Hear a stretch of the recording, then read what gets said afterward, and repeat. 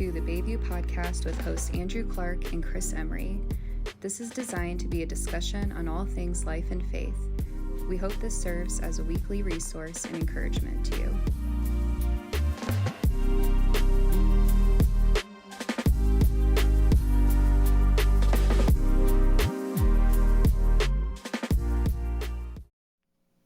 What's going on, everybody? Welcome to another episode of the Bayview Podcast. I'm one of your hosts, Andrew, joined as always by Mr. Chris Emery. How are you? I'm good, man. Doing very, very good. So I'm excited. Yeah. It's that time of year. It's Christmas time. It is. It's a winter wonderland here. So man, no doubt. Last week was Thanksgiving. Now I was gone, but so did it snow on Thanksgiving here? Yeah, I feel like it's just been snowing for a week straight. So it felt it has. It has been crazy. We went from nothing to full-on winter wonderland. Here. Yeah. And I'm probably wrong, but this just feels like the earliest it snowed this much in a long time. I've been here. This is my 14th winter, I think, in Michigan. I don't remember a lot of winters that started this early, this heavy. Yeah. I remember even a couple of Halloweens where we had some snow, but then it was gone. Yeah. But man, this is just... Yeah, I don't think the snow's going anywhere. I don't think it's going to melt away. The only two things make me feel better about it. One is that it is now Christmas season. We're on the side of Thanksgiving. It is Christmas season. And two, we're not getting the worst of it. I watch these videos coming out of Buffalo and Cleveland. Even Gaylord up north. Gaylord, yeah. So we're not anywhere near the worst of it. So that makes me feel a little bit better that someone else is more miserable than we are. I don't know why. Maybe it's the Christmas season, right? Yeah, season of giving. It's the season of giving. Yeah, I respect that. No, it is, man. And it's just, it's family, it's holidays. I know that you just spent the whole week with your siblings who are all out, a lot of whom are out west. Yeah. So all your family here. I had the chance to travel with all of my kids and meet my side of the family down for a week-long getaway down south. It's just a super special time. That's cool. Hanging out with family, man. That's cool. Yeah, it was super good. It's just fun my family kind of treats Thanksgiving as more of our big family holiday. It's just easier for some of my brother-in-law and some others like that to travel, take time off of work. It's a little easier on Thanksgiving. And so it was fun. Just a whole week, crashed at my mom's most of the nights, and we all have kids. And so it just felt like chaos nonstop, but it was a good time. That's that cool. That's that coolness of staying up late. Yeah. I don't know if you guys play games. We play tons of games. Yep. But then the next morning, waking up, everybody's kind of waking up, getting some coffee, just kind of having that's very intimate time with family. Yeah. And we look forward to the day when they're a little older, our kids wise, because it wasn't so much it's special now. They're so young, and a lot of the fun they're having, and they're becoming more imaginative when they play and all that. But there's a couple nights where man, I can't wait till the age we can be go put yourself to bed. Yeah. the adults are going to do their own thing now. You guys go. But still, it was a good time. And just playing games and hanging out and cooking food together. And what's a go-to game for your family? Did you guys have a one that's always present? The one that we've seen to play lately is a game called Most Likely To. Okay. And it's just you throw out a scenario most likely to drive their car until it's on E. Yeah. And run out of gas. Right. And then we go around the room and basically be that's so-and-so. Yeah. Blah, blah, blah. So that seems to be one that just kind of popped up because it's more conversational and more just kind of funny. Totally. The person, if they're in the room, gets to kind of defend themselves of why that's not them. And then most of the time they walk themselves into a corner where they're that would be me. My car's literally on empty now. Yeah, you're right. So stuff like that. We've played a lot of Catan in the past, but my family's fairly competitive, so it's turned more into just conversational type games. But because the competition can ruin the holiday. Yeah, not only am I competitive and my brothers, but then my wife is fairly competitive, and yes, we know. My wife's my sister's husband, he's pretty competitive, and we just get going. So we're let's just do stuff that's more fun. We did play this game called something Neanderthals. We basically have to. It's like charades, but you can only speak in one syllable words to explain the word you're trying to get your group to. So everyone just sounds dumb, but stuff like that, which was again just kind of fun. conversation type games. That's good. Yeah. My family is also competitive, but like we've embraced it like that. I think that's what everybody looks forward to. Oh, sure. And of course, all of our kids are now all grown. In fact, I think the youngest kids that are there are maybe my niece, who's a senior in high school. So that's the youngest. Now I've got 2 younger grandkids, but so now there's 22 of us that are all adults, and we've had this game. I mean, as long as I can remember going back, my family always playing the card game Hand and Foot. They use skip-bo cards to do it. I know you can do it with playing cards, but basically, I mean, you partner up, so you have your 2-person teams. Yeah. And it's on. I mean, like, it's competitive. Like, this year wasn't as bad. I think I remember years past where there was, like, cards being thrown and hurt feelings, and it was awesome. That's epic. That's epic. So we had several nights of some hardcore Hand and Foot going late into the night and multiple tables going at once. So, yeah, it was good times. That's cool. Yeah. That's so fun. Yeah, it's funny. It's so special times. I did see that, I believe I saw correctly, that you guys were able to throw out there the Festivus picture of matching pajamas. And yeah, that's my mom's thing, but it's a good time. We all, even like the kids, even wore them. So it was kind of fun to have like all 15 or 16 of us all dressed up. No, I think it's super cool. Good times. It's good funny. Times. So at least social media puts it out there for everyone, right? No, 100%. Yeah, that's good. Just for everyone's enjoyment. So, well, time. I mean, we're sitting here, first podcast of December, and I've talked a little bit along the lines of what do we want to use this time for together with all of you, all of our listeners, over these next few weeks. There will be a week coming up where we don't have a podcast, that week between Christmas and New Year's. We're going to take a break. We're going to give you a break from listening to us. But so we've got a few episodes left of this calendar year. Yeah. And it's just, I think we decided let's use it for a time just to appreciate and reflect and just celebrate what this season is. I still, I mean, from kid on, I love Christmas. I love the lights. I love the music. I love the movies. I've already watched, we've already watched Christmas Vacation, Elf, Arthur Christmas, The Grinch, and one other. I think we're a full send. We've already plowed through already. I mean, we're not even cool. close to Christmas, and we'll wrap around and double down on a couple of those. I just love it all. I love the feeling, but I also love the spirit of it when it comes to church and all of that. So I'm excited about it. I think we decided let's just spend some time just kind of being in the moment. Mm-hmm. That's and cool. just kind of doing it, right? Yeah, that's good. And so I think what we'll do today is kind of jump into that and not to do a sermon recap, but this last week you kicked off our teaching series here at Bayview Church where we're taking the Christmas story, which in preaching world, in church life, calendar life, there's two Sundays or 2 seasons where you could be as creative as you want. It's the same story. Yeah. It's the same story every year. Yeah. Christmas and Easter. Yeah. The events don't change. There's nothing new introduced. There's no plot twists that we don't know about. Like, it's the same story. But that's not a bad thing. Yep. But there's a challenge when it comes to preaching it and teaching it. Yeah. And that is this challenge of like, well, how do we continue to keep it? You used the word earlier. How do we keep it fresh? Yeah. Right? Yep. So this year we kind of said, well, let's do this. And we've done a lot of different angles. Let's do this. What if we ask the question, what if certain things didn't happen this way? Sure. What if this or that? And so, like, for example, this week you kicked us off by saying, well, what if Mary and Joseph said no? Yeah. What if the angel comes to them and be like, hey, this is God's plan. This is what he's asking of you. I mean, free will's there. I guess technically they could have said no. I mean, sure. Joseph more than Mary. I don't know. I don't know. Yeah. Yeah, it is. I think that word fresh is really fitting just because, especially in light of this first Sunday and that idea, again, we're not getting into the theology of it. Like, we know God's plan was going to come to fruition, how he designed it to come to fruition.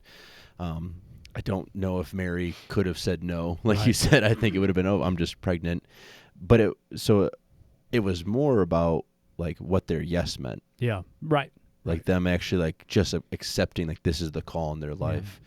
But it's something where I think often of this season, and I kind of challenge myself, and this is where like the beauty of children comes into play of just like, how do you keep this season from becoming mundane and what has been, and okay, it's the day after Thanksgiving or whatever day it is you choose to put your Christmas tree up. So the tree goes up and we pull out the decorations and we set the decorations in the same spot they were set last year, and we start watching the same movies we watched last year, and it's all great and it's all filled with nostalgia, and it's a wonderful, beautiful time.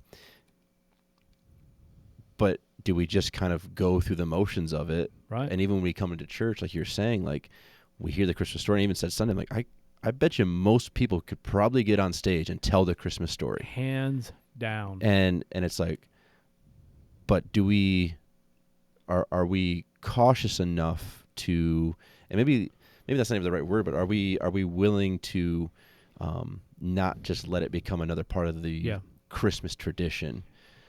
Which traditions aren't bad, but it just that story is still so powerful. And so the series really is designed to kind of at least pique our interest again, and really show the different angle. And I took it, I think you are too, from the reminder that these were real people. Like this isn't just a story. Like Mary and Joseph were very real, very like, and I love that Scripture lays out their thought process. Mary is very much like, whoa, that's wild, and Joseph's like, wow, do I divorce her? Like there is like a human element to this story that I think is really special. I think we see that through the narrative of all of Scripture, which I think is really important to remind people of. But I think more than anything, it's the goal that this wouldn't just be another part of the Christmas season, but okay, I'm going to say it. It's the reason for the season. Like, all right, here we go. What time is it? All right, we just shut the podcast down. 11 minutes, 45 seconds into the first Christmas podcast. Hey, if you like this, just make sure you like and subscribe. But it's like, but I think that's really important. No, you're right. And I've appreciated that again, the angle that you kind of set this up, and we're kind of coming at it from of asking the what if, and it's. Again, I was really cautious to. We're not talking. Again, I keep repeating myself. But we know. Yeah. But still, it's like there is this element to it of like this human element that I think is really important to speak to. Yeah, and I think that's important too. Yeah, we're not going down the theology path of predestination, free will. Yep. Like, well, could they? This is just more of a creative entry point for us to. Hey, have we? And I love what you said. These are real people. Yeah. Let us avoid the tendency to accidentally group them into the barrage of Christmas characters of Frosty and Rudolph and the Grinch and Charlie Brown Christmas. Oh, you got Mary and Joseph and baby like it all gets clumped in together there. And I think I remember back to like the 80s, maybe when I was a kid, there was some churches around. And if your church did this, I'm not condemning you. I'm just saying, wasn't there an image back in the day of Santa kneeling at the manger? Sure. Which is like, okay, I get it, cool. Keep a Coke in his hand. The Coca-Cola bears are there instead of sheep. Yeah. It's like, okay, I get the meaning behind it, but we still tend to kind of group them all together. Yeah. And I love what you said. These are real people. And so I hope what this series does for all of us is pushes us to consider what they experienced. Yeah. Going through this, what was this experience like for Mary and Joseph? What was the experience like for these shepherds? What was the experience like? To walk all night and then get to Bethlehem, and there's really no place, and it wasn't an inn. We keep thinking of Hotel 6. It wasn't that, but nobody had any rooms left. They'd already kind of given all their space away, and I mean, this was all really happening. Yep. And just stay out of that. Just this is what we do. All right, so test for you. Immediate thought. Where do you go as soon as you hear these words? At that time, the Roman Emperor Augustus decreed that a census should be taken throughout the Roman Empire. This was the first census taken when Quirinius was governor of Syria. All returned to their own ancestral towns to register for this census. What do I think of? Where does that take you immediately? Like, what's your first memory that pops out of that? Just the idea of Well, Mary and Joseph hopping on a donkey and taking off. Okay. I don't know if that's what you're asking. Well, but no. All right. So, well, it does, I mean, there's no wrong answer. So I hear that. For me, what I instantly think of is I think of that immediately takes me to Christmas morning. Okay. And us sitting on the couch as kids, and my dad reading this story. Oh, sure. Yeah. Every single Christmas. Yep. And us hearing it, like what you said Sunday is spot on. Like, I mean, we could probably recite those verses from memory. Yeah. It takes me right there to Christmas morning, anxiously waiting for Dad to finish this Christmas story so we could open presents. Which is, hey, as a kid, that's fine. I get it. Yeah. But it becomes, I don't want to say white noise, but it becomes part of this, just the traditional lingo. Like, all right, let's read the story. Let's do this. Yep. And I think in that we miss the opportunity to experience this with these characters. Yeah. And we don't want to miss the continued freshness of this story. Yeah, and I think that's really good. You're right. It is. I just think of my siblings and I doing plays or readings on Christmas Eve and trying to eventually my siblings recorded movies and just try to have fun with it, but it was always just the same story. But there was something about when you say those words, now that more I think about it's Christmas Eve and we're all waiting for what the next day has. And, for my family, it was getting back from the Christmas Eve services and it's late at night and there's just we should read the Christmas story. Right. And it is. It's like if we're not careful, it becomes white noise. Yeah. I think you're right. I think it just becomes part of what you do. Mm-hmm. And there's just something, for me, what was really eye-opening in preparation of this series, especially with week 1, talking about the submission side of this, of Mary and Joseph, the realness to what they were going to experience, the social implications, all just kind of, it wasn't, it's safe to say it wasn't like she got pregnant, started showing, and people were like, "Oh, congrats! Oh, you guys aren't married? That's awesome!" It is very real, especially based off what we read in Matthew of how Joseph responded initially. Yeah. They were going to get looks. They were going to get side eyes. They were going to experience not good. Yeah. Totally. So to work through that and know that the submission side of it plays out full circle with Jesus on the cross. Absolutely. I just think that was such a reminder for me of there's just more to the story. There's more going on here than what we just kind of accept as the Christmas narrative.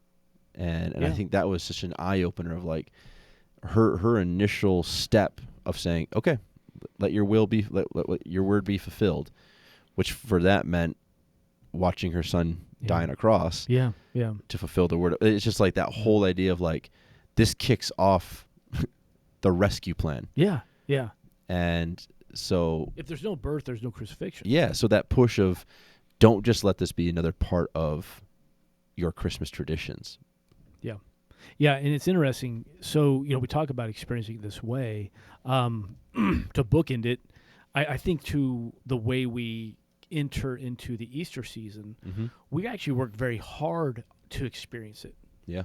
If you think about that, I know for us, we do a Good Friday service or oftentimes maybe a Good Friday walkthrough experience, different things to make sure that we are really putting ourselves at the foot of the cross the best we can to really be aware, wow, this is what Jesus experienced. Wow, this is the sounds. These are the feels. We've had different, things to touch and interact with because we want to be this understanding. But we don't do that with Christmas very often. Yeah.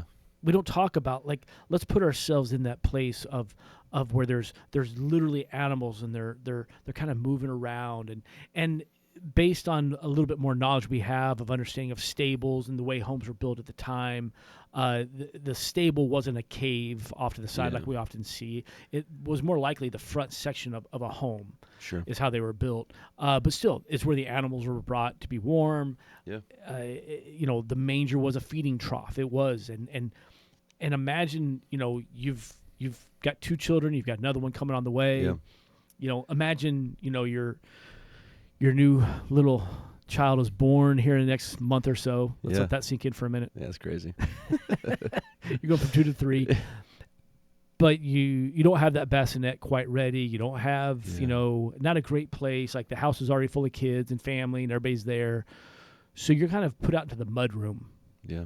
And you got to make do. And all that's out there is this shelfie thing that you store. I mean, it's kind of like, let's put ourselves in those shoes. It was all less than ideal. None of it was perfect. None of it was even up to their standard. Yeah, that's true. They weren't wealthy, but Joseph, we do know this, Joseph was a respected, righteous man, which means he had a home. Yep. And so none of this is how they imagined it. None of it is. Yeah. And yet we don't hear any complaining. We don't hear any times here where the angel had to come back and be like, hey, stick with it, guys. We know this is tough. Yeah. No, we just see this moment where they just continue to be in this place with Jesus. Yeah.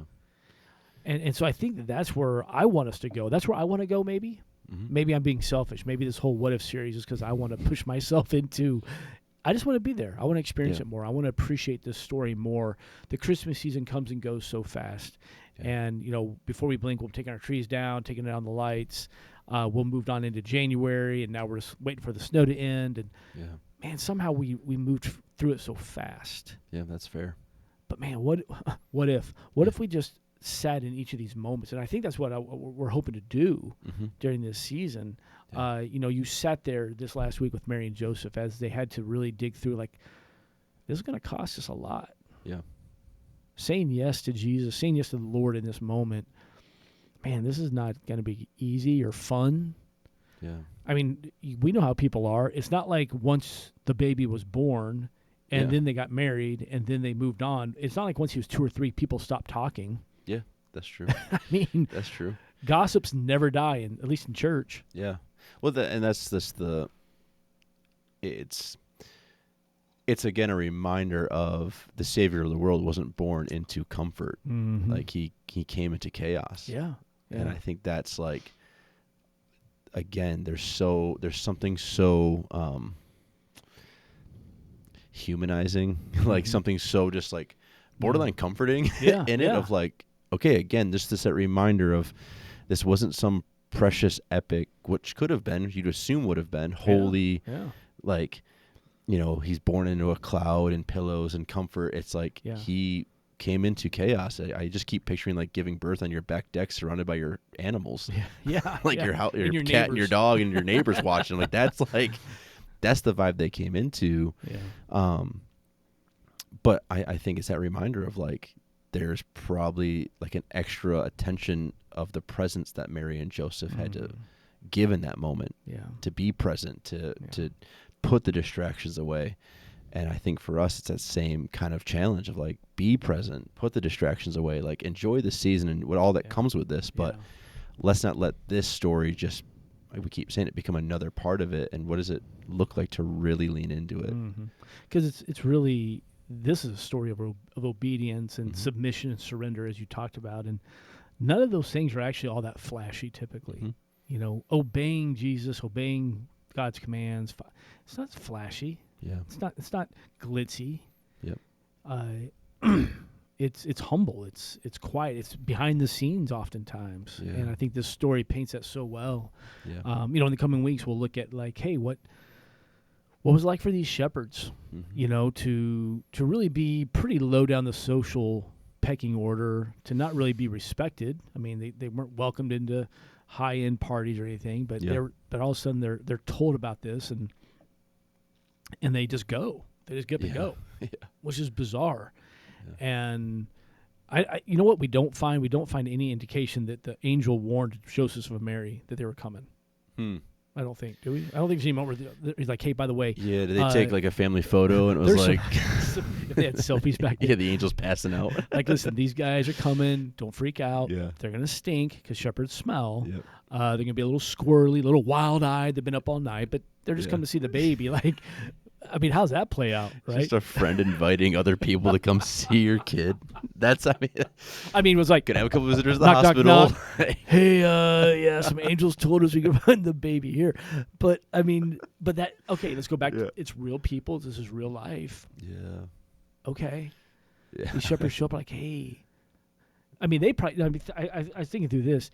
They probably thought like, how crazy are these people going to think we are? Hey, some angels told us to come see your baby.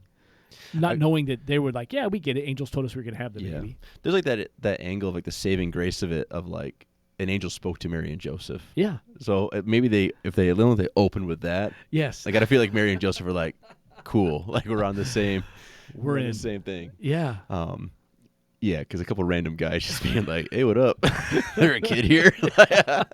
I picture like some dudes coming out of the woods here during hunting season, all decked out in their gear and big old bushy beards. Like, hey, can I hold your baby? Yeah, hold like, your baby. it just doesn't, Yeah. But that's the coolness of this story is that it's just real people intersecting, and they're all intersecting. So then you add in these visitors from the east, which were not at the manger scene, which I hope we're not bursting bubbles, but by this point that bubble's been burst. Like we're fully aware they were most likely in Egypt when they were there, and a couple years later. But either way, still introduce another random group of characters. Yep.